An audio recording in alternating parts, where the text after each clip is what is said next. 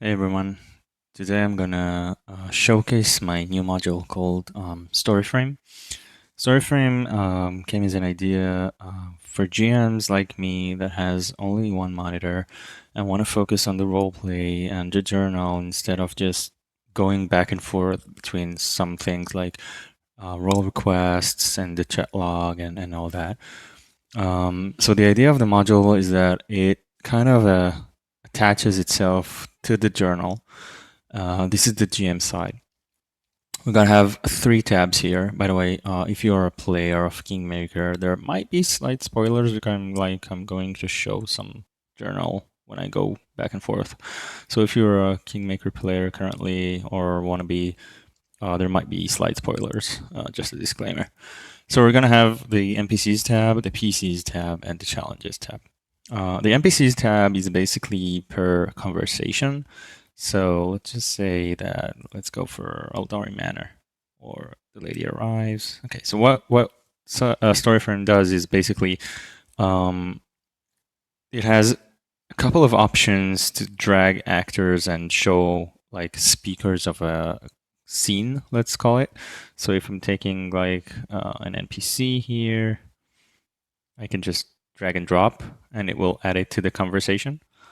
I can also use journal images and just have like a Jamandi and it will show it there.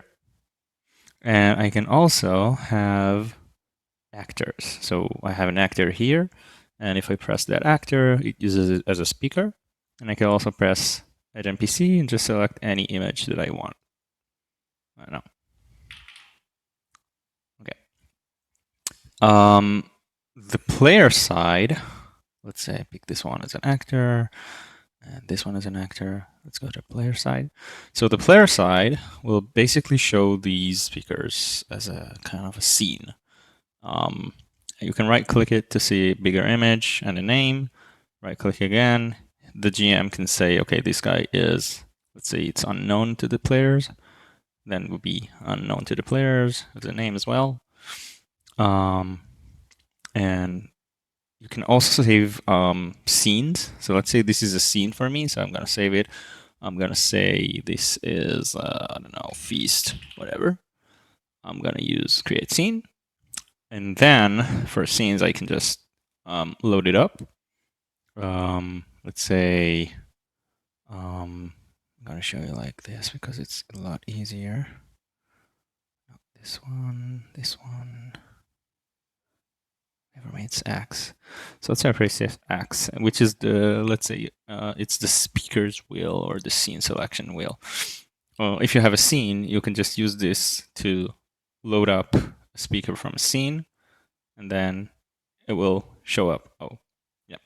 To do the active speaker, you can just left click the speaker that you want to say that's actively speaking.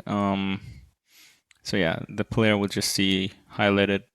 If you have a couple of, let's say we have, let's make those ones. Let's say this one, I don't know.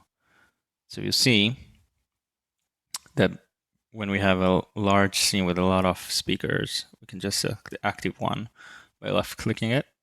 We can also do left click on the wheel speaker. Of speakers, let's call it like that. Well, this is because I need to update my scene and then I have everyone. Okay. So the scenes are saved and you have the, let's say, the directory of scenes that you can just load up with the speaker wheel. To do, to disable the active speaker, you can just right click it and left click to select it.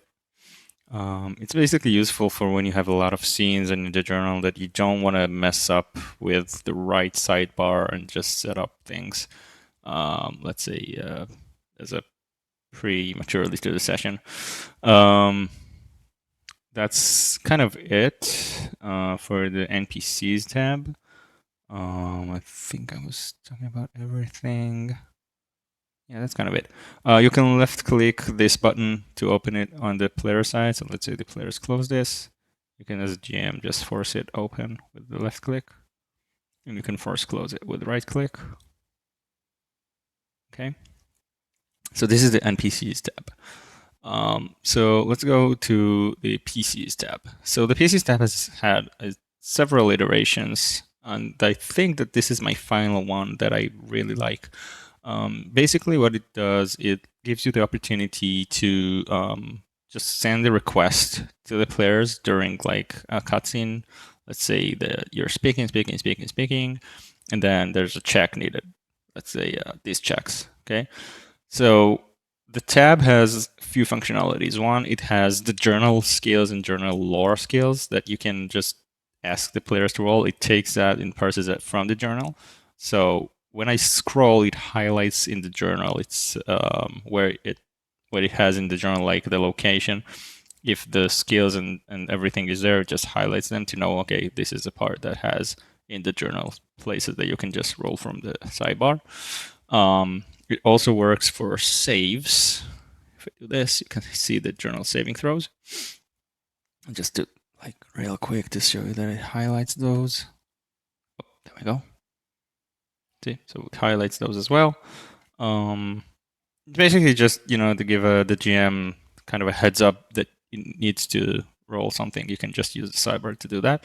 Left click will show all the DCs found on the journal. That's a single one again. All the DCs that the journal currently has. Sorry about the Hebrew, I'm from Israel. Yeah, so you just left click it, and then the recurse rules dialog will show. Basically, you can stack up checks and select who you want to roll them. Since these guys are offline, it won't send them, but let's say this guy, I just want him to roll the thievery. I just send roll request, and a few things will happen. One, you'll have the pending roll here. You can just group by skill or group by PC, and the player will have a sidebar open. It has tabs as well. It has the roles and challenges. It will open up. He will press that and roll the dice. It will update it here and on the GM side, and that's it. That the role is resolved. Now you can use it in a couple of ways. You can just come up with your own DC, like preset DCs. Let's say 44. You can use that. 12. You can use that, and you can do level-based DC. So if you're familiar with this macro, it's kind of the same, but a little bit like different because you just click it. So it knows the party level because most of us play with the same PC level, I guess. So it has a party level, which is the average level of this party.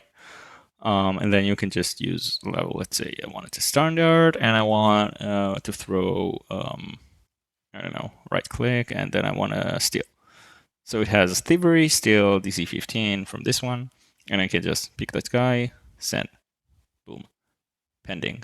Now you can do a secret roll, which means you won't see the roll, which will not be public. It will be a blind GM. Let's say stealth. The DC will be 25 and hide. I don't know. Okay, so you'll have an indication here: secret and stealth, hide. This guy again. Okay. See, thievery seal, and then this is a secret. You'll see that it is a blind GM roll, and the GM only sees that. So that's that. You can also do what I call is batching. Shift click to batch things. You can batch everything here. Batch it basically. You can basically do this, and then I just let's say saving throw. Why not? And then you could just batch it. It has all the things that you want to do. This is from the journal. That's why it's not secret, because it overrides it because it's the journal. The journal itself has a check. And then another thing you can do here, which is cool, is only allow one roll. So let's say I pick this guy and send the rolls. Now the player will have an option to only choose one. And this is good for like cases that you're going to say, okay, you either roll this, this, or this, or give me a, I don't know, fortitude save. And the player can decide. So let's say I want to do the nature one. When I roll the nature one, all these just disappear, and the pending roll is resolved. Let's see, what else do we have here? Okay, you can have a right click and then have skill actions, and then the variants of the skill action. So let's say perform dance, see perform dance, and this guy will do perform dance. Okay, you can see that.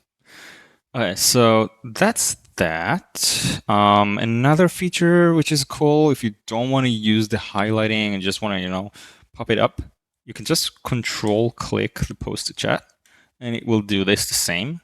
So I can do control click here, and then control click here, and here, and here, and here, and have those batched to the player to just pick it up and roll from there. Just gonna roll it real quick. That's another thing. Another thing you can do as an option if you want to do is like mark text, like select text, and press a button to roll from selection. So I can press this and it will grab those checks that it found and just make them as a batch here. You can also set a keybind that can do that. For me, it's N. So I can do this, press N, boom, pop up. And then it's basically the same. Let's see what other buttons we have here that I haven't talked about. You can do saving throws. Yeah, that's about it. Okay, so challenges is pretty cool. You can also do that from the chat logs. So you can select tags and then go create from selection. I'm gonna have like Miri influence or whatever. Create, and then it goes by each one and gives them as an option to roll. Let's say we create a new one. So let's say this is a crowd in the way. I don't know, whatever. You can put an image if you want. You can save this to a library to reuse later. And then you have options. So let's say my option one is talk to them. And then we have, you need to have a diplomacy. There will be no action related. The DC will be, you can do the same thing like with the pop-up or put your own. Let's say it's 12. And let's say you have to be, I don't know, expert to talk to them, whatever. And then you can have another option like push them away. And then goes like athletics, shove, because why not? And then it will be very low. And then for the last one, let's have jump out of the way, I don't know. And you can do this by either acrobatics with a high DC, or you can have a saving throw, reflex saving throw. Let's have it on, I don't know, let's have it on a low med. But this one is secret. Okay. Yeah, I don't know, this is a bug I'll fix. Let's say present challenge. So you can either save it to the library or present the challenge. And that means that the players will see that there's now a new challenge. So the proficiency filter said that you have to be expert to talk to them. So insufficient proficiency, you can't use that. But you can use the other things, like push them away. So I say I want to shove them. I'm going to shove. Let's say I want to jump out of the way. I'm going to reflex save. I'm going to do acrobatics. Now, the reflex was rolled secret. Remember, we said it as secret. So basically, it's like a scene that you can control with options to players to do without the role disappearing. So let's say, I don't know, a chase scene or influence scene or whatever. It gives them the options to just pick from what you want. And that's kind of it. You will see the active challenges here. You'll see the preview of how the challenge looks. You can either update it and present it. You can just update. Now this little thing is the proficiency filter because you set it as an expert. If I do like a master and update it, you'll see it's master. That's kind of it. You can also do a keybind to set the challenge from the selected. Let's do, I don't know, V? No. Come on, something. Give me anything. Anything that is not in use. Anything that is not in use. Minus. Why not? So I'll do this and then press minus, give it testing challenge, and then here it is. That's about it. That's StoryFrame. Basically, a module for GMs that only has one monitor and that they need to be focused on the journal. It also touches to both sides if you move the journal to your preferred side. If you got any questions or feature requests or issues, you can also ping me on Discord or GitHub issue or whatever you want, and I'll take care of that. Thank you all and have a great day.